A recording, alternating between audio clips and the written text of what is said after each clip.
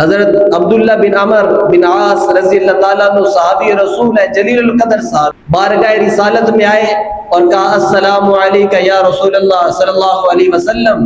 رسول اللہ نے آنکھیں اٹھائیں اور فوراً آنکھیں جھکا دی اور سر اپنے چہرے انور کو پھیر لیا۔ صحابی رسول سے تڑپ گئے، فرمایا یوں لگتا تھا جیسے جان نکل گئی میری، اور یوں مجھے محسوس ہوا کہ مجھے زمین میں نگل رہی ہے اور آسمان میرے اوپر گرنا چاہتا ہے۔ کہ میں نے سلام دی اور رسول اللہ نے منہ پھیر لیا۔ ہم نے بھی کبھی سوچا کہ ہم جو زنا اور ظلم اور سود اور زیادتی اور لوگوں کے ساتھ معاملات میں ہیرا پھیرا کر کے کل اللہ کے رسول صلی اللہ علیہ وسلم کے سامنے کھڑے ہوں گے اور شفاعت کے لیے عرض کریں گے اگر رسول اللہ نے چہرہ پھیر لیا تو کیا کریں، کہاں جائیں گے؟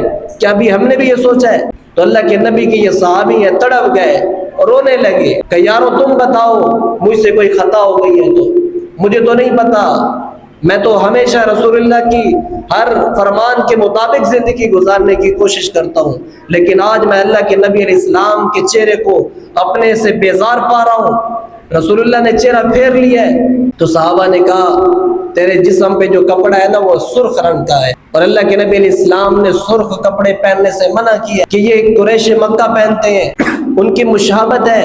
تو فوراً گئے ان کپڑوں کو صدقہ کر دیا، اور ایک روایت میں ان کپڑوں کو آگ لگا دی۔ تو اللہ کے نبی علیہ السلام کی بارگاہ میں کپڑے بدل کر پھر آئے اور السلام علیکم کہا، حضور نے سلام کا جواب دیا اور آپ مسکرا پڑے۔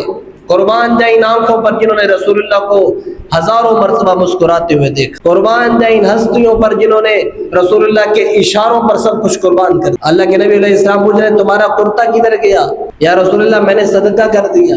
فرمایا کیوں؟ تمہارے گھر میں تمہاری بیٹی نہیں ہے، اسے دے دیتے اس کے لیے جائز ہے۔ تمہاری بیوی نہیں ہے، اس کے لیے جائز ہے۔ تمہارے گھر میں تمہاری ماں ہے، بہن ہے، ان کے لیے وہ جائز ہے، دے کیوں دیا؟ یہ جلا کیوں دیا؟